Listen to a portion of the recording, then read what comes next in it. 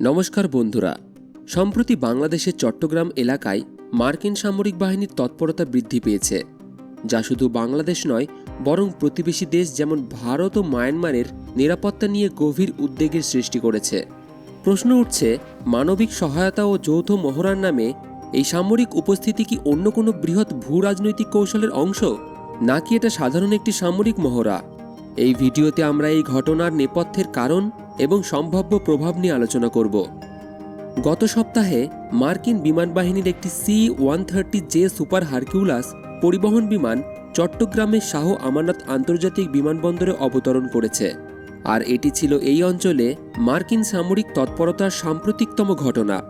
সামরিক সূত্র মতে এই উপস্থিতি মূলত অপারেশন প্যাসিফিক অ্যাঞ্জেল এবং টাইগার লাইটনিংয়ের মতো যৌথ সামরিক মহড়ার অংশ, যার উদ্দেশ্য মানবিক সহায়তা, আঞ্চলিক নিরাপত্তা এবং উভয় দেশের সামরিক বাহিনীর মধ্যে পারস্পরিক বোঝাপড়া বৃদ্ধি করা।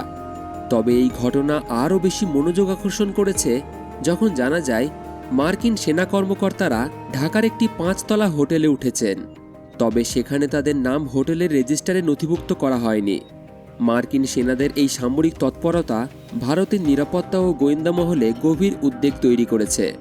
ভারত মনে করছে এই অঞ্চলে মার্কিন বাহিনীর উপস্থিতি তাদের নিজস্ব নিরাপত্তা বলয়ের জন্য একটি চ্যালেঞ্জ হতে পারে, বিশেষত চট্টগ্রাম বন্দরের কৌশলগত গুরুত্ব এবং বঙ্গোপসাগরের উপর এর নিয়ন্ত্রণ নিয়ে ভারত অনেকটাই সচেতন। একই সঙ্গে মায়ানমারের সংঘাতপূর্ণ পরিস্থিতিতে এই উপস্থিতি আরও জটিলতা বাড়াচ্ছে। বাংলাদেশের অভ্যন্তরেও এই উপস্থিতি নিয়ে বিতর্ক সৃষ্টি হয়েছে। Communist party of Bangladesh CPB এর তীব্র নিন্দা করেছেন। তাদের মতে এটি বাংলাদেশের সার্বভৌমত্বের প্রতি হুমকি এবং মার্কিন যুক্তরাষ্ট্রের ইন্দো প্যাসিফিক সামরিক কৌশলের অংশ। তারা আরও অভিযোগ করেন যে মানবিক মহড়ার আড়ালে মার্কিন যুক্তরাষ্ট্র এই অঞ্চলে একটি সামরিক ঘাঁটি স্থাপনের চেষ্টা করছে। এই ঘটনাটিকে আরও জটিল করে তোলে সদ্য ঘটে যাওয়া একটি ঘটনা।